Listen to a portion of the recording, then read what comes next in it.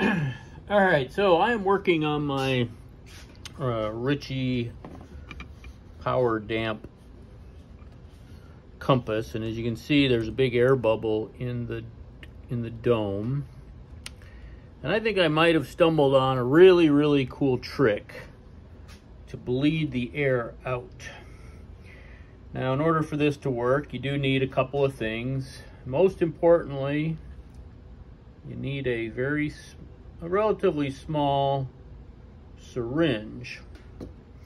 I tried this one and it was way too big. Now I'm using a much smaller one.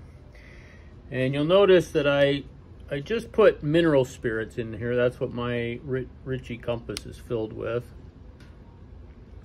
And I'm going to very quickly, I have no plunger in the syringe, just the open syringe, no needle.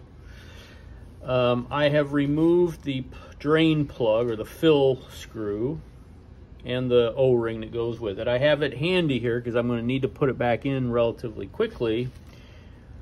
But in order to bleed out the air, I've got a trick.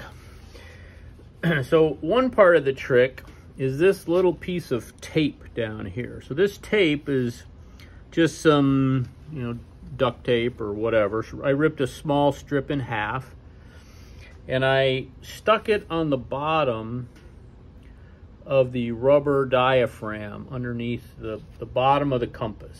And the reason that I'm going to do that, or the reason how I'm going to use that, is in order to bleed the air out, I'm going to want to push on this diaphragm a little bit. But I'm going to wait until I have my syringe in place, and you'll see why. If I do it right now, I'll have mineral oil all over the table, and when I let go of pushing it in, I'm going to suck in air, so it doesn't really work. So my trick is to put the syringe in that hole. It fits pretty tight, it's not screwed in or anything, but it fits pretty snugly. And then when I push air out, it's actually going to bubble out of the syringe, but not overflow, which if I do it right now, it'll just overflow everywhere. The air bubbles will come out, but if anything goes back in, it'll be mineral spirits. And once I do that, then I can actually pull on this piece of tape ever so slightly. That will pull the rubber diaphragm out a little bit, sucking in more mineral spirits to get all the air out. And actually have it a little bit under pressure when I let go. And then while I'm still holding that little piece of tape out, I'm going to put the screw in, and as I tighten that screw in, I can actually bleed out any air that might be in there just by really releasing on the tape, or if I have to, pushing in slightly on the diaphragm. But again, the key is the syringe that fits in that hole pretty snugly and without the plunger in it. Now let me see if I can get that in there without making too much of a mess. I will spill a little bit, but let's see if I can get it in there. Okay, so that's in there. Now you can see the big air bubble, and as I move this compass around, the air is actually finding its way out of the globe and bubbling into the syringe, and it's actually taking the mineral spirits down out of the syringe. You probably can't hardly see the bubble. It's a small bubble now, but there is a bubble right there, so I'm not quite done with this yet. I can rock and roll this around so that that air gets right to the very spot where it'll bubble out. And that's it. There's no bubble left. It's completely dissipated. Now what I can do, again, I can pull this tape out just ever so slightly. That'll suck in the rest of that mineral spirits. In fact, I think I'm going to put a little mineral spirits in there because I don't want to draw in any air. So I'm going to put a little bit more in that syringe,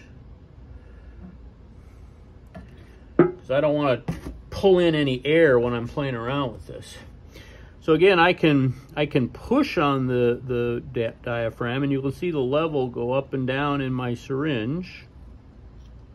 And if I pull it out a little bit, this is the secret of that tape.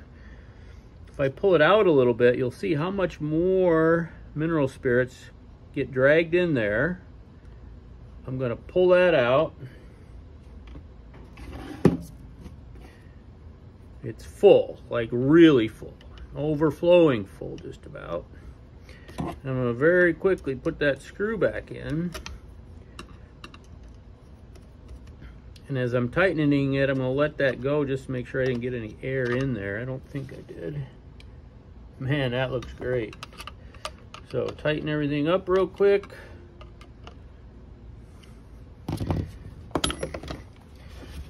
Wipe it off. Boy, that looks pretty darn full. So I'll monitor it for a few days. You know, an ever so slight bubble isn't going to bother me, but getting that air out of there is important. Now, one other thing, if you have a compass like this, I made a mistake when I put this together last year. I did the same thing, disassembled the whole thing. These 8 or so screws come out around the perimeter, and that allows you to basically take the globe off. Now, if you do that, if you haven't drained it first, you're going to end up with mineral spirits or whatever your liquid is all over your workbench. So drain it out of the drain fill first and capture that stuff. You could reuse it if it's not too old.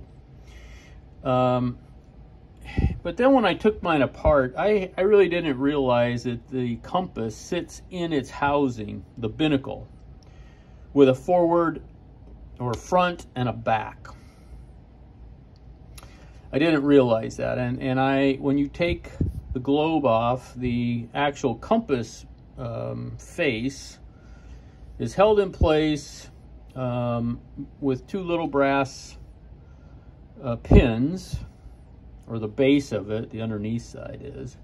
And what that does is it keeps the directional markers in that exact orientation, no matter how we orient the compass.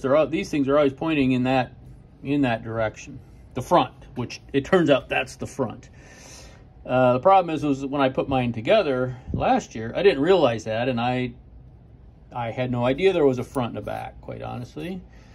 I put it all together, and my markers were here in front of the compass. After I went to put it in the boat, the mounting holes are such that there's 2 in the back, 1 in the front. And so my compass was 100 and, I mean, the dial still turns like it's supposed to. It's just those 3 markers, this one being the most important one, were in the front here.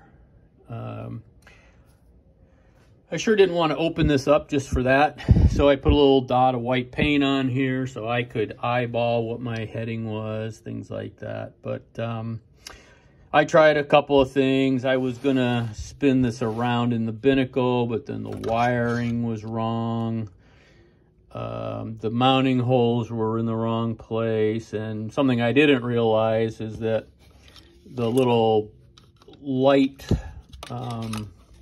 thing here, the screws are not exactly 100% 180 degrees away from each other. They're actually pulled this way a little bit. So I tried turning it around, and this thing wouldn't mount in this direction. It's too small. So I ended up just leaving it, and it had no air in it all summer. And then in the winter, like the day after I hauled out, actually, I saw a bubble in there. So I brought it home to fix it again, and while I was at it, I repositioned the base there, so everything should be fine now. So that's my secret, using a small syringe,